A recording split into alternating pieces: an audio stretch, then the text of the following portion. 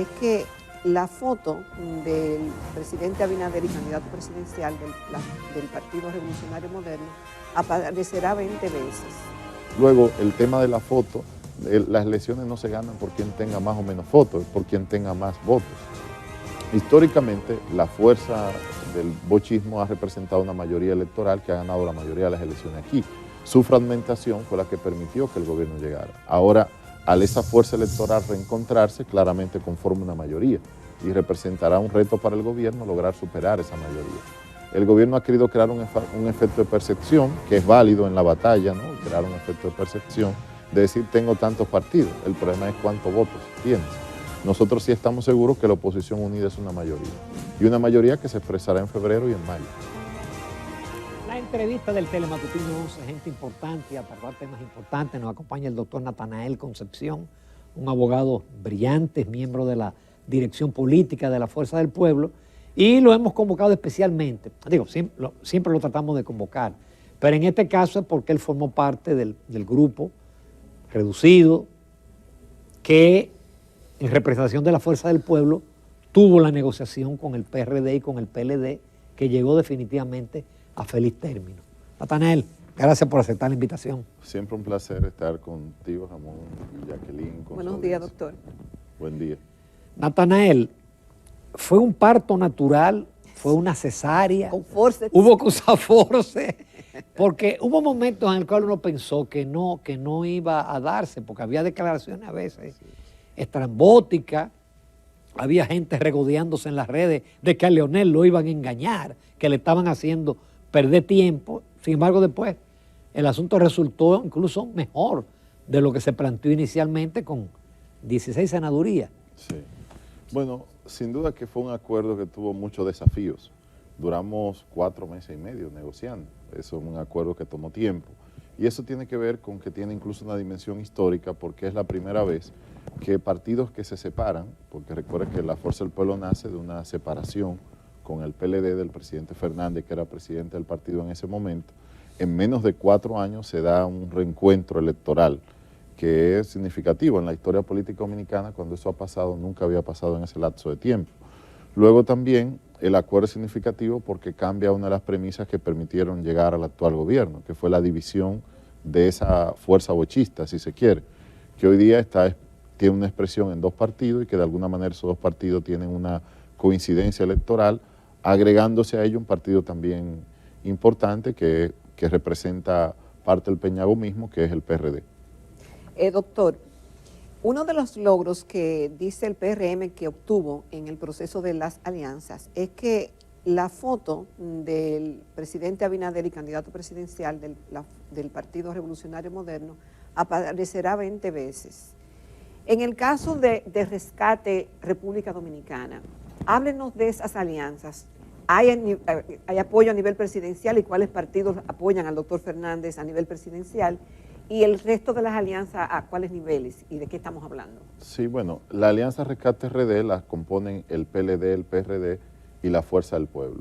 Y esa alianza alcanza el nivel municipal, es una alianza amplia en el nivel municipal. En el nivel congresual ya tiene 16 senadurías incluidas y otras más que se agregarán, porque el plazo para la parte senatorial está abierto todavía. ¿No se detiene todavía el proceso? No, porque la parte senatorial puede seguirse trabajando. De aquí hasta 5 días después de la elección de febrero hay un plazo legal que permitiría agregar alguna que otra senaduría, pero ya hay 16, que es un número significativo.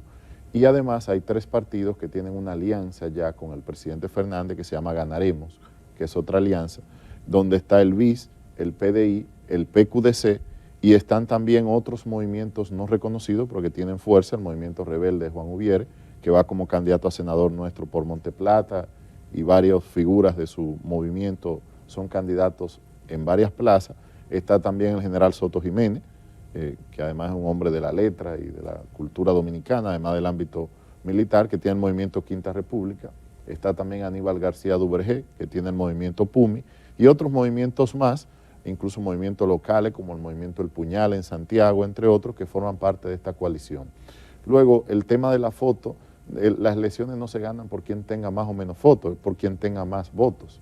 Y el tema aquí es la aritmética, es decir, Históricamente, la fuerza del bochismo ha representado una mayoría electoral que ha ganado la mayoría de las elecciones aquí.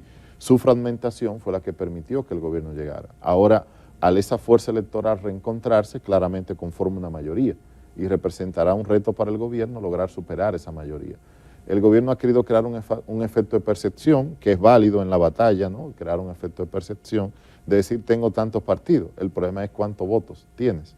Nosotros sí estamos seguros que la oposición unida es una mayoría, y una mayoría que se expresará en febrero y en mayo. Pero, Natanael, sin embargo, la última encuesta Gallup no dice eso, dice que el presidente está en 55 y Leonel Fernández en 23 y Abel creo que en 14 o 13. Bueno, lo que pasa, la Gallup ha sufrido una lamentable involución. Primero, la Gallup era una encuesta que no encuestaba a partidos y acaba de ser un encuestador oficial de la selección de candidatos en el PRM, una cosa documentada públicamente. Además, la Gallup ha cambiado muchos aspectos de hasta dónde se publica, ¿no? Es una pena porque nosotros necesitamos cada vez más encuestas creíbles. Pero la Gallup es la encuesta que tiene más credibilidad. Bueno, tenía. Pero tenía porque no favorece a la fuerza del pueblo. No tenía porque no encuestaba, no era encuestador oficial de partidos, porque su metodología no tenía los errores que tuvo la penúltima Gallup, que salió cuando hizo el cambio de plataforma a través de la que salía. Recuerden que incluso el mismo Acevedo tuvo que salir a la prensa y decir que la encuesta tenía errores y que si había que repetirla estaba dispuesta a hacerlo. Eso es un dato conocido. Y cuando salió esa encuesta, la encuesta tenía recomendación de asesoría para un sector político en la misma informe que se publicó. Que por cierto, las últimas Gallup no han publicado el informe. Yo estoy esperando leerlo, pero no sé si tú lo has podido leer porque no hay un informe. Pero además en esa, perdón, el 60% de los encuestados decían que habían votado por Luis en las elecciones del 20. Sí. Así que entonces era una muestra sesgada. Sí, sí, o sea, ha tenido problemas que son lamentables. Ahora, lo que uno ve, lo que uno percibe, es que para que un gobierno se reelija hay condiciones que se tienen que dar y la economía tiene que ver mucho con la política y ustedes manejan muy bien el tema. En medio de una situación como la que hay a nivel económico, que genera evidentemente un descontento, en medio de los problemas, que si tú ves las encuestas te dicen lo mismo, incluso todas las que tú puedas ver coinciden en una cosa, en que hay una insatisfacción con relación al estado de la economía, en que hay tres problemas que molestan mucho a los dominicanos, que es el tema de la economía, el tema del empleo, el tema de la inseguridad. Son los tres grandes problemas que han estado presentes durante estos 3 años y que la gente siente bastante. Doctor, sin embargo, hoy toda la prensa del área económica resalta que en el país está una misión del Fondo Monetario Internacional. Y en una reunión que tuvieron ayer en el Banco Central, destacan la fortaleza de la economía dominicana, de lo resiliente que ha sido, y dice que las autoridades están haciendo bien su tarea. Entonces... Bueno, yo lo que veo es que las mismas cifras oficiales del Banco Central te dicen que en este semestre hubo un crecimiento de 1.4. Me parece que es un crecimiento bajo en el histórico dominicano. Lo otro que yo veo es que el cierre comercial de la frontera está provocando 1.000 y pico de millones de dólares de pérdida. Va a provocar. O sea, veo el sector productivo nacional en problema. Cuando veo las estadísticas del crecimiento económico, me doy cuenta de que fuera de los sectores externos, todos los sectores internos de la economía están decreciendo. Cuando veo la inflación, me doy cuenta de que el alza de los costos en los productos de primera necesidad ha seguido afectando a la mayoría de los dominicanos.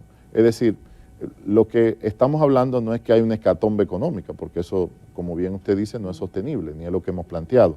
Lo que hemos planteado es que la economía no está creciendo al ritmo que debe crecer y que en la vida personal de cada uno de nosotros y de las familias y de las empresas se siente una disminución de la venta, se siente un alto costo de la vida que no ha dejado de afectar a la mayoría de los dominicanos y que eso crea un malestar social que se traduce en un problema electoral. No solo aquí, sino alrededor del mundo hemos visto que la reelección de los gobiernos está siendo muy complicada después del COVID, después de la crisis asociada al COVID, son muy pocos los gobiernos que han logrado reelección. Después de la crisis del 2003-2004, todos los informes del Fondo Monetario han sido elogiosos para todos los gobiernos de la República Dominicana.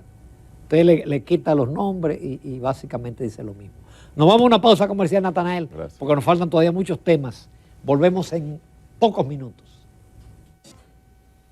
Continuamos en Telematutino 11. Esta mañana nos acompaña el doctor Natanael Concepción, quien es abogado y miembro de la dirección política del partido Fuerza del Pueblo. Y aunque estamos hablando de política y de alianza, hay un tema de muchísima actualidad al cual el doctor se había referido, no ahora, sino que había hecho advertencia desde el año 2021. Con el tema de que tenemos con Haití, usted había advertido que cuando se produjera escasez de agua en Haití, iban a tomar el tema del río Dajabón, que usted dice que no es masacre, sino puntualiza que es Dajabón, y que en ese momento usted recomendaba ir a un arbitraje internacional antes de que se produjera lo que lamentablemente se ha producido, y que lo que ha hecho es agravar la situación entre Haití y la República Dominicana y pérdidas cuantiosas para el país. A la luz de lo que ha ocurrido, doctor, de las decisiones que tomó el presidente Abinader de cerrar la frontera, vuelos aéreos, marítimos, comercio, visado, etcétera. Después tuvo que echar para atrás todas esas medidas. Haití ha robustecido su enojo contra la República Dominicana, que ya no se queda indiferente, ya están atacando físicamente a soldados y trataron de quitar una pirámide y cosas así por el estilo. Entonces, algunos recomiendan ir a una corte de La Haya. Otros dicen que para que haya arbitraje tienen que las dos partes querer ir a un arbitraje. Entonces, ya después del palo dado, ¿cuáles son las recomendaciones que usted tiene? Mire, nosotros el tema Haití es un tema muy grave, es una amenaza existencial para la República Dominicana porque es un estado colapsado al lado, en manos de bandas criminales. Entonces eso es parte de la dificultad, que quienes tienen el control fáctico de Haití no es realmente el gobierno, son estas bandas. Nosotros necesitamos movernos en el tema de Haití con la comunidad internacional, lamentablemente, porque solos no podemos resolver el problema de Haití. ¿Pero con quién en la comunidad internacional Allá voy. de interlocutores? Los que tienen más peso para poder resolver el problema es Estados Unidos. Estados Unidos tiene demasiado problema ahora, hay un proceso electoral en curso, pero tenemos que tratar de movilizar a Estados Unidos y a la Unión Europea, y de América Latina hay un grupo de países que puede ayudar. El tema de Brasil, por ejemplo, es un país clave por su peso en la región, el tema de México y el grupo de países del Caribe pudiera ayudar mucho. Tenemos que movernos en ese ambiente para poder generar presión sobre Haití, para poder estabilizar Haití, porque este problema es un aspecto de una cuestión más grave, porque esto es un problema con el agua, pero va a venir otro problema, es un país hambriento, en mano de banda, o sea, la cantidad de riesgo que tiene, como usted dijo, lo advertimos, pero hay otros que pueden ocurrir, o sea, un país con una situación social y de inestabilidad tan crónica es una amenaza. Por lo tanto, nuestra prioridad debe ser que Haití se estabilice. Y yo, a pesar de este conflicto diplomático, económico, que hay que atender, me centraría en no olvidar la esencia del problema. Es un país en manos de banda, inestable, que es una bomba de tiempo. Por lo tanto, nuestra presión para que ahí se despliegue realmente un contingente internacional de seguridad que ayude a estabilizar ese país, que ayude a establecer un gobierno que tome control de ese territorio, eso es fundamental. Hemos visto que ahora en Kenia hay un problema para el despliegue de la misión, un problema incluso de carácter interno. No, pero económico, porque están pidiendo $200 millones al año. Económico y político interno, porque también por estar allá. La oposición en Kenia llevó a juicio el tema de que Kenia mandara la misión. Pero no al año. Esto supera, creo que es más de, duplica la cantidad de que se estaba gastando antes. Hay un tema de dinero y hay un tema, insisto, legal, porque Kenia tiene ahora mismo un problema interno para poder enviar la misión, porque está incluso en cortes de Kenia la decisión de si se envía o no. Se judicializó y se politizó en Kenia el debate sobre esto, por lo tanto habrá que pensar si se tiene que reestructurar la composición de esta fuerza. Es una tarea urgente. El otro tema es que terminamos cometiendo un error al sancionar a los productores dominicanos. La medida económica me parece que no debió de estar incluida, porque fue una autosanción que nos pusimos como país. Y además tenemos que cuidarnos de unificar a Haití en contra nuestra. Haití violó el tratado, tenemos que ser firmes en la defensa de la soberanía, eso no está en cuestión. Ahora tenemos que hacerlo con mucha inteligencia, es ahí donde voy. Y tenemos que usar mucho el músculo de la diplomacia y el músculo internacional. Y lograr la intervención en Haití, la intervención de la comunidad internacional es clave. Pero entre tanto, el canal siguió a la construcción. No lo han terminado porque ha habido 2 crecidas que se han llevado el dique. Y entonces el presidente ha echado a atar una serie de medidas, pero el castigo a los productores sigue, porque ahora son los haitianos. Veo una información de Juana Méndez que ellos dicen que haitiano que compre productos en República Dominicana va a ser sancionado. Así que esto augura un periodo, parece bastante largo, de penuria para el aparato productivo dominicano. Claro, porque bueno, lo que pasa es que para el gobierno, que es débil, es un gobierno, digamos, frágil, el de Haití, este conflicto le sirve electoralmente, porque lo aprovechan para unificarse. Las bandas, bueno, pues lo ven como una oportunidad también para el tema de el trasiego y el tráfico ilegal de mercancías de otros lugares y el contrabando, y otros sectores económicos también lo aprovechan. Y además hemos descubierto que tenemos competencia. Hay otros mercados que también aprovechan el comercio con Haití, que debo decir que es nuestro segundo socio comercial más importante. Es decir, el problema de Haití es grave, pero eso no indica que no dejemos de ver también la implicación de que es nuestro segundo socio comercial y la parte comercial es importante en la relación que tenemos con ellos. Por lo tanto, es un momento en el que hay que repensar nuestro relacionamiento con Haití. Hay que mantener una firme defensa de la soberanía, pero también hay que mantener una firme defensa de los intereses dominicanos en la relación con Haití. Natanael, tú también eres delegado ante la Junta Central Electoral. La Junta Central Electoral va a estrenar equipos nuevos para la codificación, para la transmisión, etcétera. Acaban de hacer un acuerdo con Capel para fines de auditar, y eso parece saludable, porque la pasada Junta el problema fue eso, que no quiso auditar el voto automatizado. Así es. Sí, bueno, nosotros fuimos de los partidos que solicitamos la auditoría, por lo tanto saludamos que la Junta la haya hecho. Igualmente saludamos que la Junta el día de ayer haya emitido una resolución que la prensa no ha acogido mucho porque el tema de los pactos ha eclipsado eso. Nosotros como partido le pedimos a la Junta que creara una mesa técnica de trabajo entre la Dirección de Informática, los organismos de observación técnica que están presentes en la Junta y los delegados técnicos de los partidos políticos para poder tener una discusión sobre todos estos aspectos que, recuerden, nos llevaron a una crisis y a una suspensión de las elecciones, porque venimos de un trauma electoral como país, con las elecciones de febrero y con las primarias del 2019. Entonces, la Junta ha aprobado por resolución la creación de esta mesa técnica y ya estamos esperando que en los próximos días se convoque en la primera reunión. Esa mesa técnica tiene más importancia de la que quizá aparenta, porque es un espacio donde los técnicos, no actores políticos, sino técnicos de los partidos y técnicos de la Junta, discuten cómo va todo el proceso de implementación de la nueva tecnología. La tecnología siempre es importante y es buena, pero requiere auditoría, requiere garantía y requiere niveles de seguridad. Y esta mesa va a permitir una discusión en tiempo real de las preocupaciones que puede generar la instalación de un nuevo software. Afortunadamente no es un sistema automatizado, es un software que facilita la transmisión y facilita el cuadre de las actas, pero tiene una combinación de equipos. Pero el conteo va a seguir siendo manual. Sí, el conteo va a seguir siendo manual. Lo que se ha resuelto es que antes las actas llegaban descuadradas a las juntas municipales, ahora se van a cuadrar en cada colegio y va a haber un sistema de transmisión que va a combinar una lacto y una multifuncional que va a transmitir el acta cuadrada, porque si introduce los datos y no cuadra el acta, entonces no te lo envía, te hace que tengas que volver hasta que cuadre el acta. Antes se enviaba el acta de cuadrada. Cuando hablo de acta de cuadrada es que si hay 2.000 votos, la distribución de los votos tiene que dar 2.000. Eso que parece simple no se logra aquí mayormente en las elecciones. Las actas quedan descuadradas y por eso ustedes recuerdan. Sí, bueno, les recuerdo en el Distrito Nacional, en la Junta aquí del Distrito, recuerden que pasadas las elecciones duraron semanas cuadrando actas en el distrito, que había incluso carpas, no sé si lo recuerdan, en la pasada elección, y eso ocurre siempre. Ahora con esta medida esperamos que el descuadre acta sea menor. Doctor, todo el mundo quiere ganar las elecciones, pero estamos en un escenario de un mundo bastante cambiante, con retos que no había tenido la humanidad anteriormente, y se pinta un panorama en una encrucijada para el porvenir, no solamente por la situación de Ucrania y Rusia, también lo que está ocurriendo en la Franja de Gaza, el cambio climático, pandemias y otros retos. En medio de ese panorama, realmente, usted que es experto, además de abogado, tiene mucha experiencia manejando temas internacionales, ¿cómo ve ese panorama para el año 2024? ¿Y de qué manera eso puede incidir en las elecciones? Sí, sin duda que vivimos a nivel internacional un momento de incertidumbre. Tenemos una guerra entre Rusia y Ucrania que no termina de definirse. Tenemos una posible escalada en el Medio Oriente de una guerra, o por lo menos una tensión seria con el conflicto entre Israel y Hamás.